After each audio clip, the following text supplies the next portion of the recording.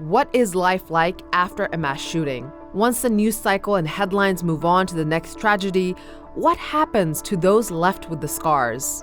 It takes a toll on every level of your life. First, we have to define what a mass shooting even is. Turns out there's no nationally accepted definition of what constitutes a mass shooting. After Sandy Hook in 2012, Congress defined mass killings as 3 or more killings in a single incident. My name is Sherry Lawson. I survived the Washington Navy Yard shooting that happened September 16th of 2013.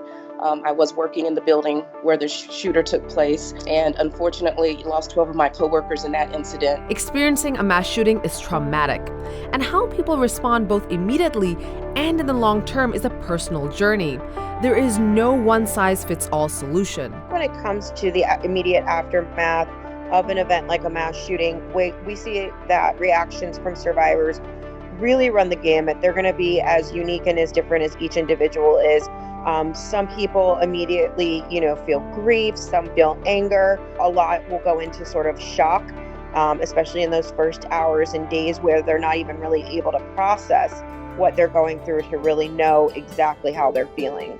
But even after the initial shock, some survivors find it hard to continue with their regular lives. I remember taking the bus to go to the Navy Yard, and I could not get off the bus in front of the gates of Navy Yard. I just couldn't make myself physically get off.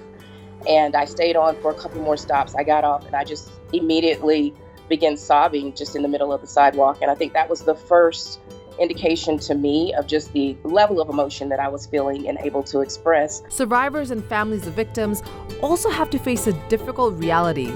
Their lives are no longer the same. Sometimes I close my eyes and all I can remember is that awful day waiting at the Sandy Hook Volunteer Firehouse for the boy who would never come home.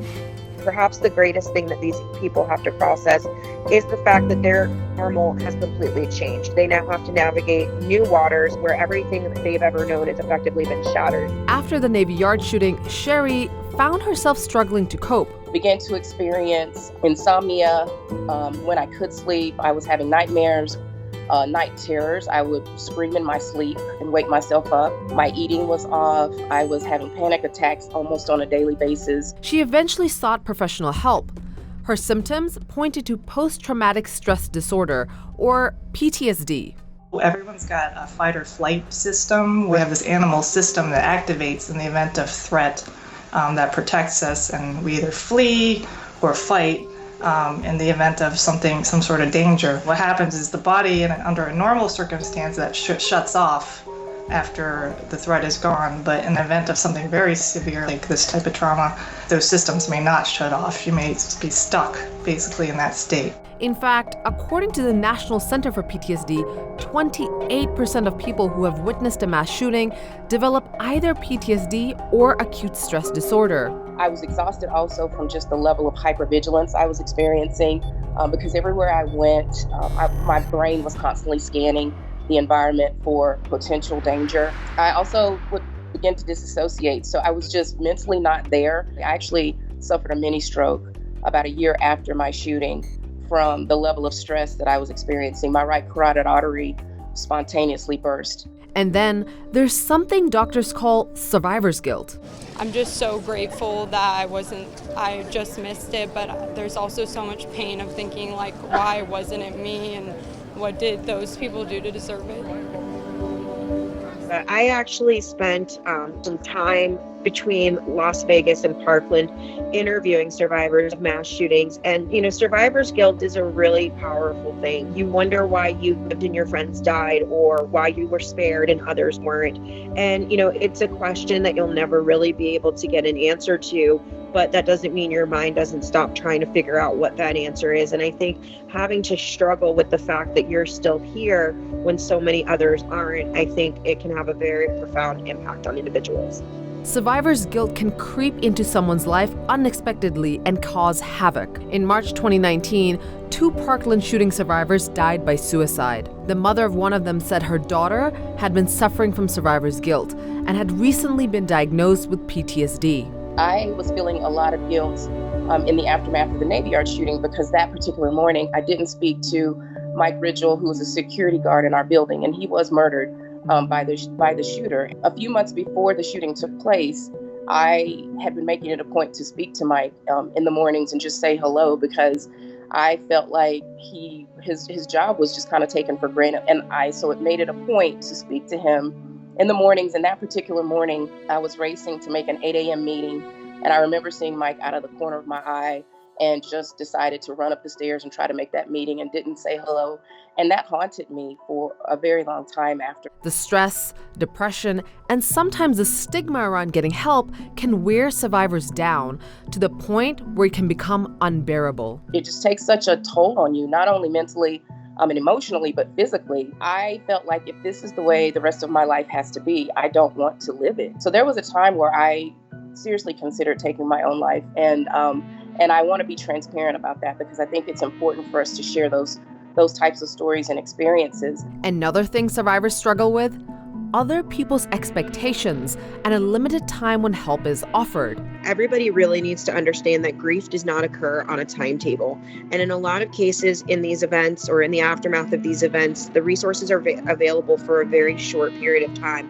And I understand that, they're available for usually 1 to 3 years.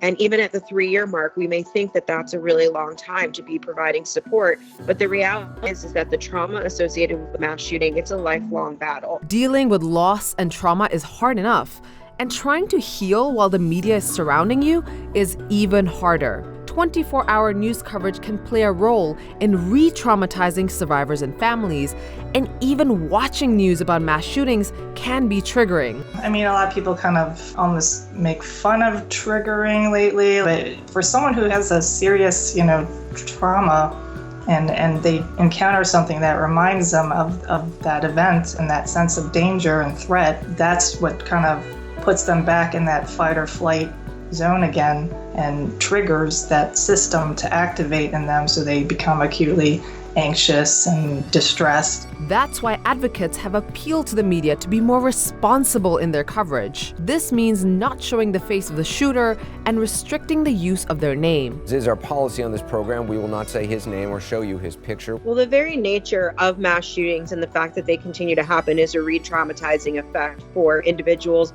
who have lost loved ones in one of these events, who have survived one of these events. I think that when it comes to the coverage of the events, the media have to work on a shift of focus.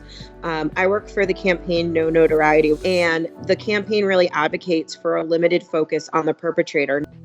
Sherry now works for the Rebels Project, a nonprofit that provides support for those impacted by mass shootings. Finding the Rebels Project was extremely important for me in my healing and recovery process. The Rebels Project was a lifesaver for me. More and more Americans are feeling the psychological impacts of this trauma. According to the Gun Violence Archive, which defines a mass shooting as an event in which 4 or more people were shot, but not necessarily killed, there have been at least 1,753 mass shootings since 2014. It is a public health crisis at this point. I mean, the number of shootings and just gun violence in general in our country has this ripple effect where it impacts those who are unfortunately losing their lives, their family members, but those who are there to witness that and they carry that with them, it ripples out and it just impacts us in so many different ways.